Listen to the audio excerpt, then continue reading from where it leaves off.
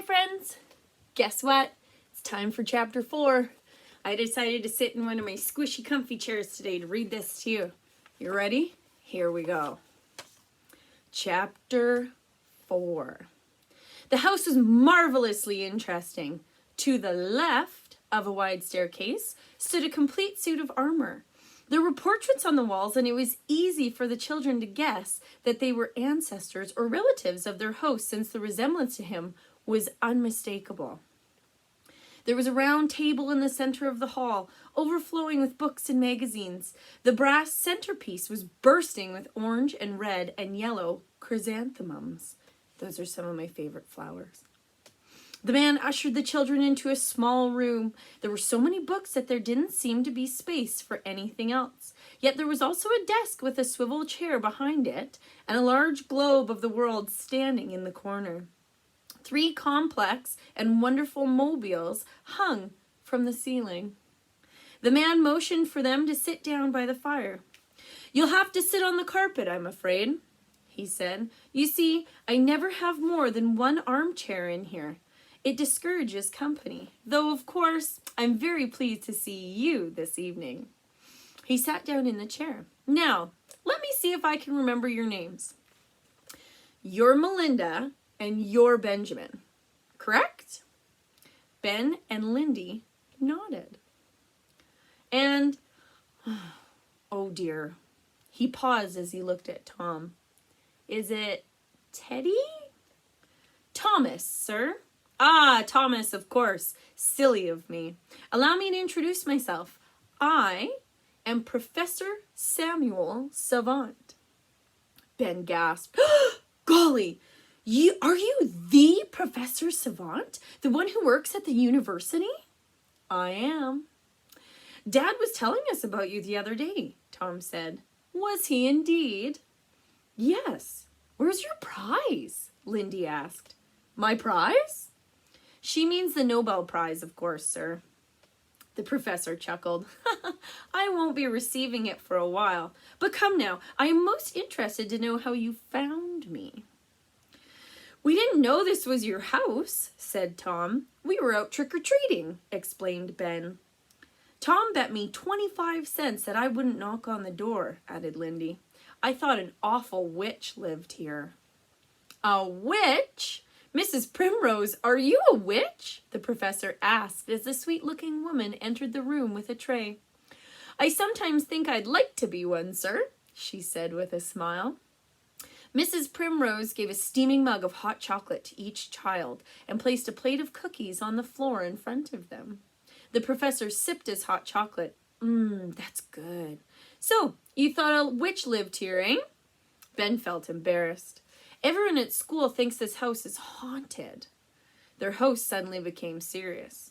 "I'm afraid I'm responsible for that rumor. You see, I do hate to be bothered. I need a lot of peace and quiet when I'm working." "What do you really do?" asked Tom. "Well, I think a lot." "That's not much," said Lindy. "On the contrary, it's a great deal," replied the professor. "Right now I'm thinking about life. I ask myself questions about it, its origin and its meaning. Believe me, that takes a great deal of thought." He leaned forward in his chair. "Do you know that the secret of life has almost been captured? It's part of the alphabet now. Have you heard of DNA and RNA?" "I think so, sir," said Ben. But he looked puzzled, and Tom shook his head. "DNA, that stands for deoxyribonucleic acid." That's a tough word, even for Miss Russell. "Good word, huh?" The professor grinned. "What does it mean?" Ben wanted to know. "Well, let's see if I can explain it very simply. Try to imagine a human cell, a single microscopically small unit of life. Inside the nucleus, the very center, is a sort of ladder, a ladder twisted into a spiral. On that spiral is all the information as to how life comes about." "That's a bit too complicated for me," said Ben. "It is indeed complicated," answered the professor. Actually, it's miraculous. And DNA and RNA are the codes to life itself. I always thought life had to do with G-O-D, said Lindy in a clear voice. Oh, my dear, the professor laughed and touched his head gently.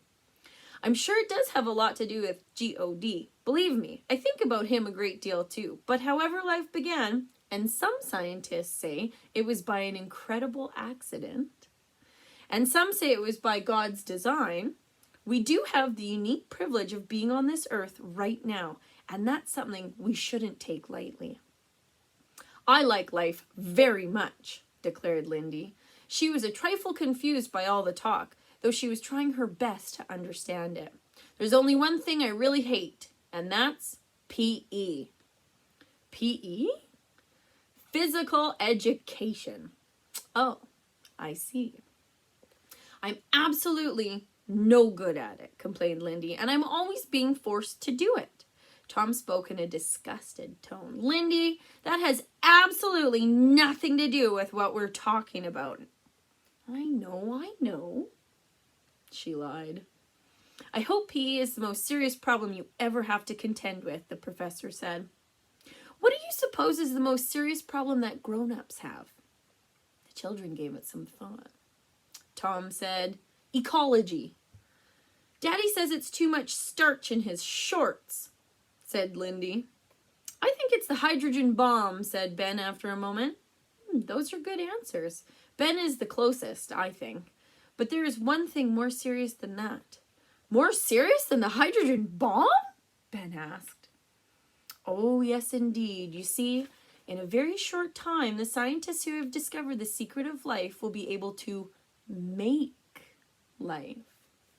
Then, in a way, we'll be able to play G-O-D, as Lindy so aptly puts it. That's a huge responsibility, and we must hope that people won't be foolish. You know, the mind is a thing of extraordinary beauty. It has taken several million years for the human brain as we know it today to develop. Now all we have to do is to learn how to use it properly. Nobody in the room spoke for a while. The fire crackled noisily. The professor seemed lost in thought. Suddenly he came out of his reverie and addressed himself to Tom. Did you look up Whangdoodle in the dictionary as I suggested, young man? Tom smiled knowingly. I did, and it doesn't make sense. Dad says a Whangdoodle probably doesn't exist. Of course it exists, the professor declared. I told you it did. Well, where is the Whangdoodle? Where does it live? Challenged Tom. Professor Savant looked at the children for a long moment, as though trying to make up his mind about something. Then he leaned back in his chair, closed his eyes, and said quietly, the Whangdoodle lives in Whangdoodle Land, where he is the king. He is the only animal left of his species, although there are other wonderful, fascinating creatures that live with him. There are gazooks and sidewinders, tree squeaks and swamp gaboons. There is an animal called an oink and another called a proc. They have hardly ever been seen. In fact, they would do anything possible to avoid mankind. So far, they have been remarkably successful.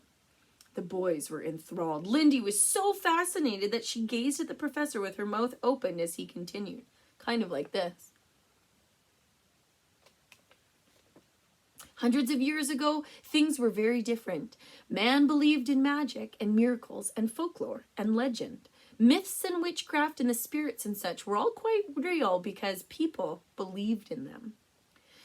There were many Whangdoodles. They were found mostly in China and Greece, Africa, England, and the Scandinavian countries. Later, I believe, there were some Whangdoodles found in the islands of the Pacific.